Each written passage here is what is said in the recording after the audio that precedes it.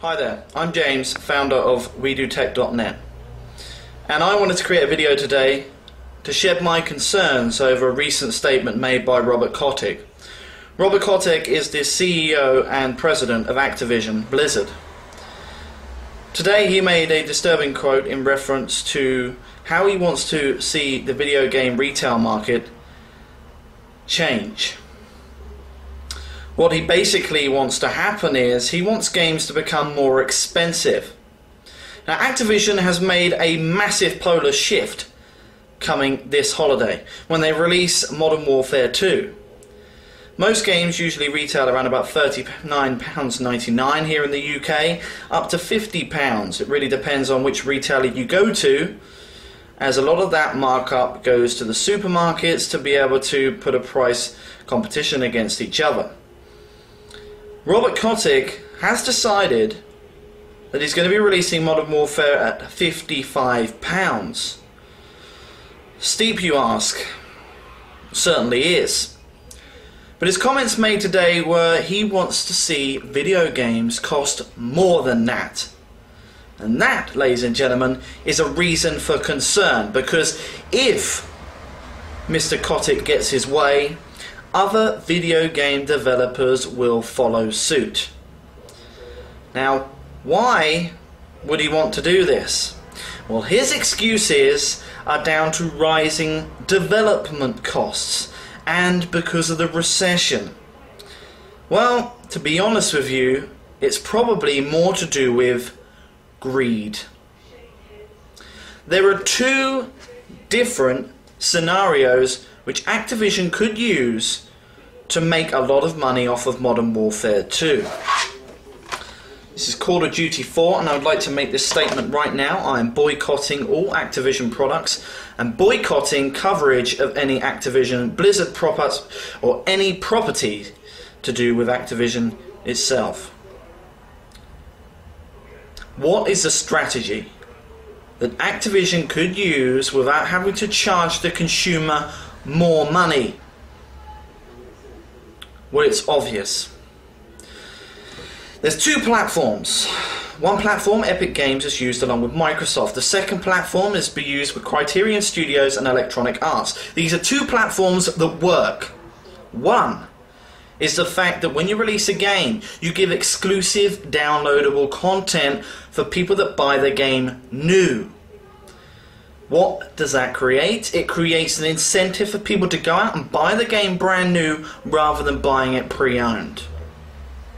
Secondly, which is the Criterion EA method. Secondly, is to create a game and support it throughout the generation of the console, i.e. Burnout Paradise.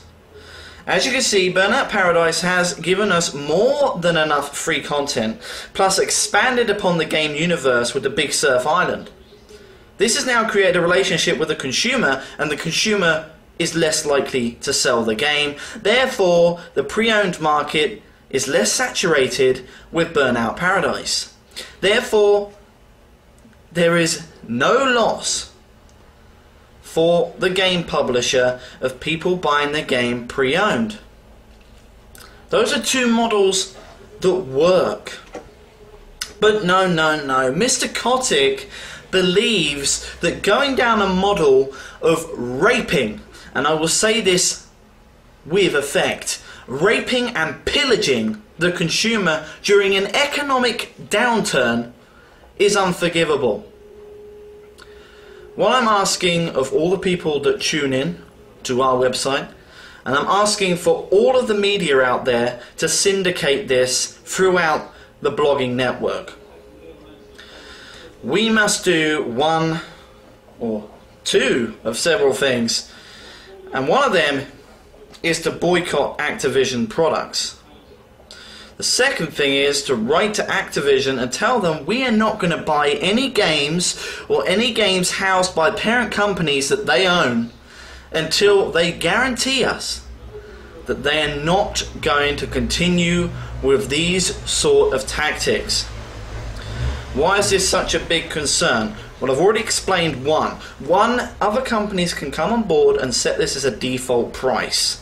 Number two is, How do you think they're going to sell games in the next generation? Think about the rising development costs when a new console comes out in 2013, 2014. You are talking about expanding the graphics upon what we already have now. Developing costs will rise and games will cost a lot more. There is no excuse. This is nothing more than corporate greed, and no doubt Mr. Kotick benefits from it greatly. I urge of people to take this video seriously. I'm a video game consumer. I've been buying video games, or not buying video games for 19 years, but I've been playing video games for 19 years.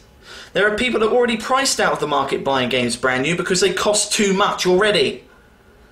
So to rise the cost will hurt the companies more. Why? Because companies are going to see their profits plummet.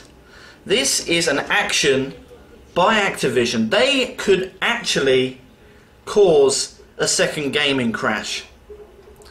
It hasn't happened since the 1980s, but believe you me, if they keep rising the prices, this is exactly what will happen. People will not buy the game brand new.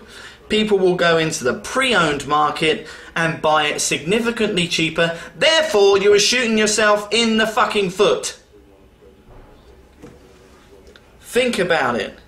And if you see this video, Mr. Kotick, I do think you are an utter douchebag. Just want to go out on record as saying that.